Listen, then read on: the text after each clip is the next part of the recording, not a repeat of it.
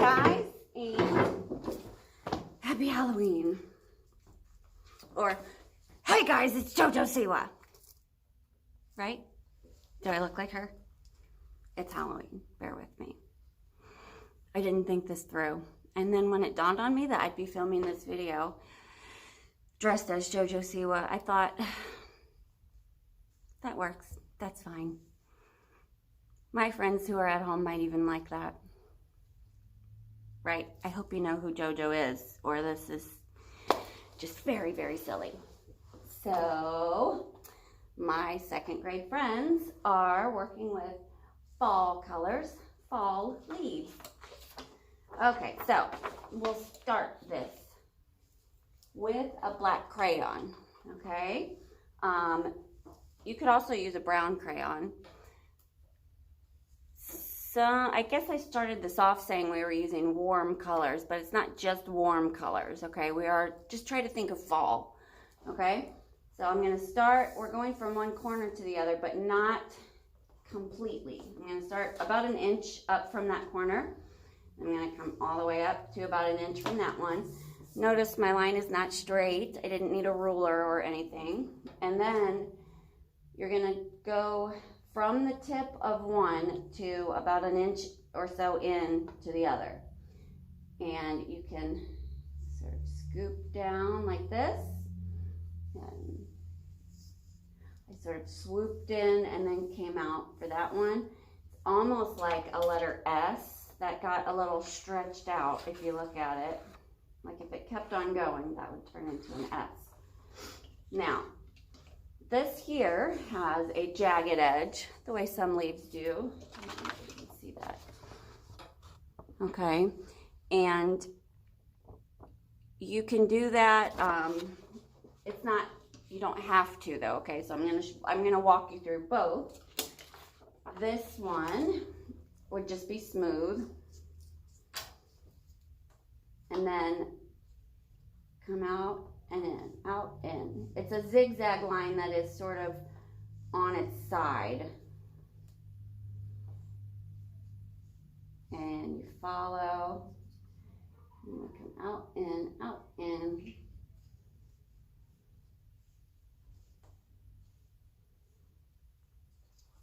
Okay. And you can practice that on another piece of paper before you commit it to your leaf if you want to, or flip your paper over. Or you can just do a leaf with a smooth edge. That is up to you. And then, after you've decided on your edge, we're going to add a little bit more to this stem here. And then we want these veins in the leaf. The veins in the leaves work the same way your veins in your body do. They bring nutrients out to all of the ends and edges, okay?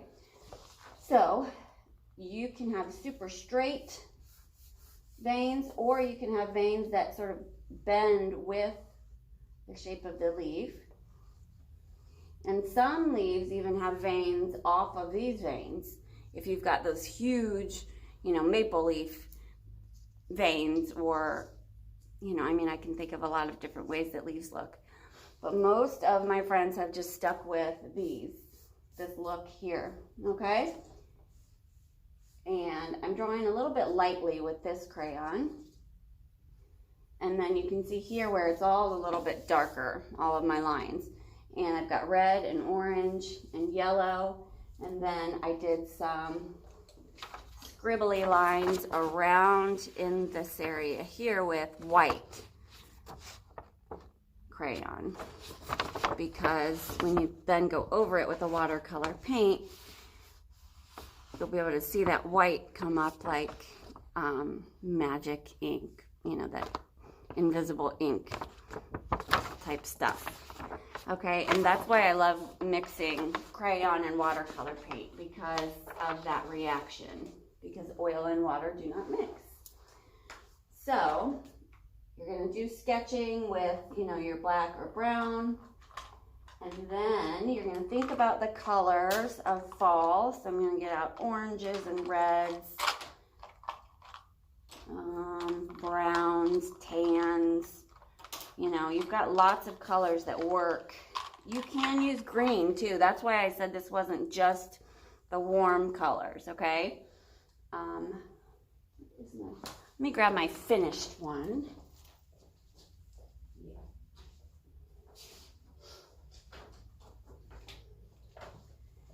So this is one of the finished products. It looks kind of like a sketch style.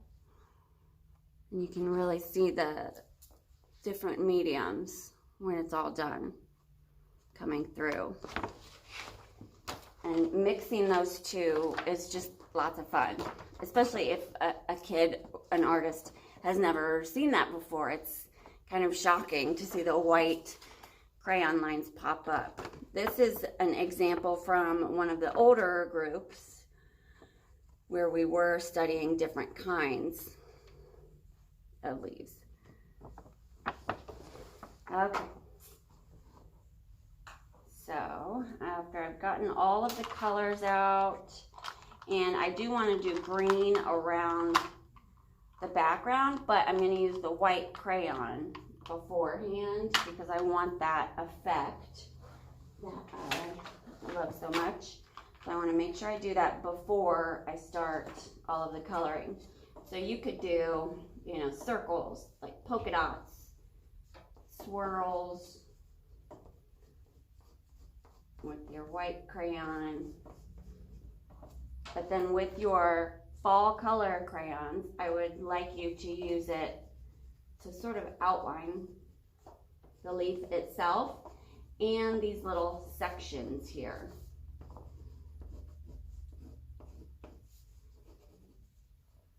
Okay, so you're making all of these little areas a little more obvious with each one of these colors.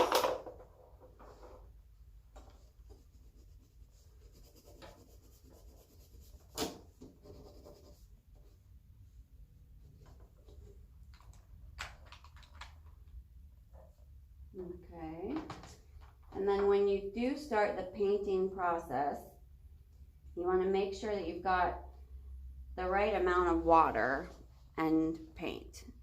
You don't want your watercolor paint to come off out of the pan like that. You know, you don't want it to be super thick.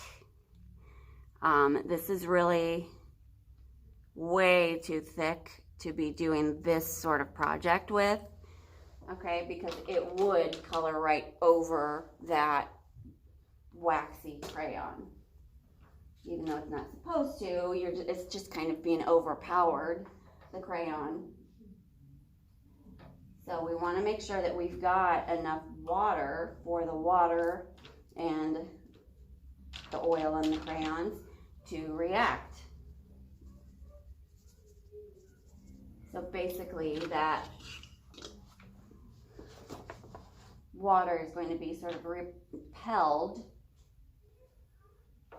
by the oil because, as we all have heard 1,000 times, oil and water don't mix, right?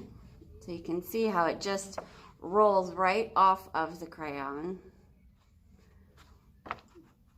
But if I had way too much paint on my brush and went over that, it would, you know, just, I mean, the crayon would just be overpowered by it, okay? So just make sure you've really got, you're paying attention to the water there. And you want to remember to keep your brush moisturized. And when you're painting, whenever you're painting, you want to make sure that your brush is like a ballerina on the tiptoes, right? Not, you know, scooting around like this with her hair all messed up. So instead of, you go back and forth and back. and back, and forth, right? So, And a lot of times I tell my friends, if you can hear this scratchy scratch noise as you're painting, your brush might be a little too dry. Sometimes when you're painting on a canvas, you will hear that, and that's okay, but that is a good way to teach younger artists. So you will fill in these different areas. There's not a right and wrong way to do it. I just want you to sort of play with the colors and think about fall colors. And then I'm choosing green for my background. Some of my friends chose blue, like their leaf is floating on the water. This friend had a really nice thing going with these white swirlies in each little area. And then I think sometimes we just have so much fun painting that we just kind of keep layering that paint on. But I think that the next time this friend is in art, we might go over these vein lines here with maybe a black crayon or an oil pastel or something like that, just to sort of bring those out a little bit more, okay? So yeah, it'll be fine.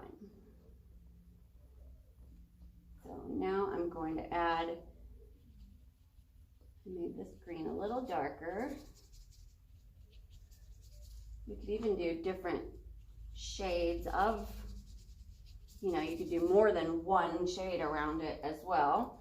I was just sort of thinking about the time constraints of our art class.